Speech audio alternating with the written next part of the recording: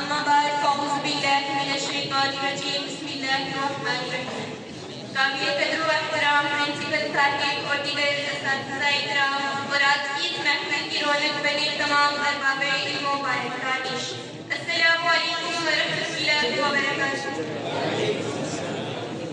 آج کے اس مختصر وقت میں آپ کے سامنے کچھ نکات لے کر حاضر ہوں ماں کی عظمت بیان کرنے کے لیے۔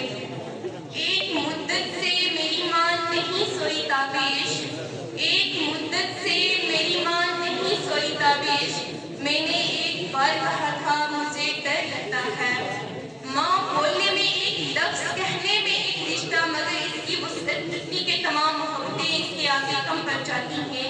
ماں اللہ تعالیٰ کی عظیم نعمتوں میں سے ایک نعمت ہے، ہمیں اس کی قدر کرنی چاہیے۔ ارشاد باری تعالیٰ ہے اللہ کی عبادت کرو، کسی کا اس کا شریک نہ ٹھہراؤ، اور والدین کے ساتھ حسن سلوک کرو اللہ نے ایمان کے بعد والدین سے حسن سلوک کرنے کا حکم دیا ہے، اور ماں وہ ہستی ہے جس کے قدموں تلے جنت ہے۔ ماں وہ ہستی ہے جس کے قدموں تلے جنت ہے۔ جب ماں دعا کرتی ہے تو آسمان تک کو ہلا دیتی ہے۔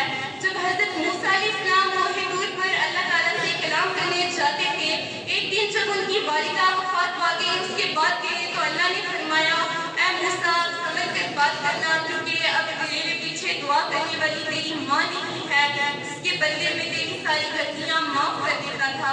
کسی نے کیا خوب کہا ہے، یہ ایک ایسا قرض ہے جسے میں ادا ہی نہیں کر سکتی، یہ ایک ایسا قرض ہے جسے میں ادا ہی نہیں کر سکتی۔ جب تک میں کرنا چاہوں میری ماں سجدے میں رہتی ہے۔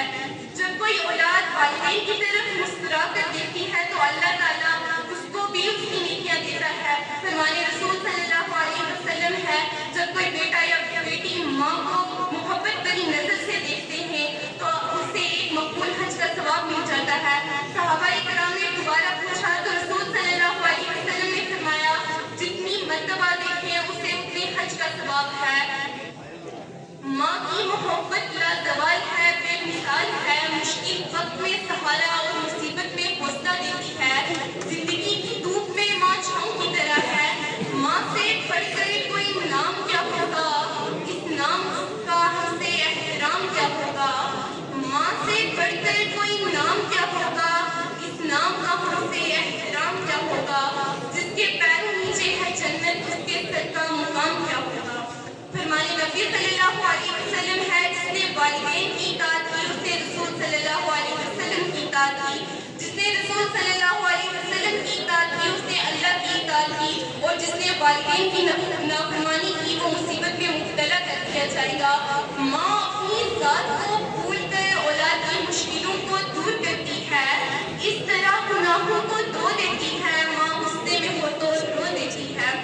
اللہ رب العزت فرماتا ہے میں ساری مخلوق کا رب ہوں، میں مالک کائنات ہوں، میں رحمان ہوں اور تیری سوچ سے بھی زیادہ مہربان ہوں، اور تیری شہرت سے بھی زیادہ محبت کرتا ہوں، اور تجھ سے بہت محبت کرتا ہوں۔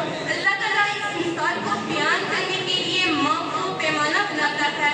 اس مثال کے آگے سب بے مثال ہے۔ خدا ماں کی محبت کی قدر کیجیے اور اس کی نافرمانی سے بچیے۔ دشمن بھی ان کے حبیب ہوتے ہیں، دشمن بھی ان کے حبیب ہوتے ہیں، جن کے پاس ماں ہوتی ہے وہ خوش نصیب ہوتے ہیں۔ اللہ تعالیٰ ہمیں اپنے والدین کی اطاعت و فرمانبرداری کرنے کی توفیق عطا فرمائے۔ آمین۔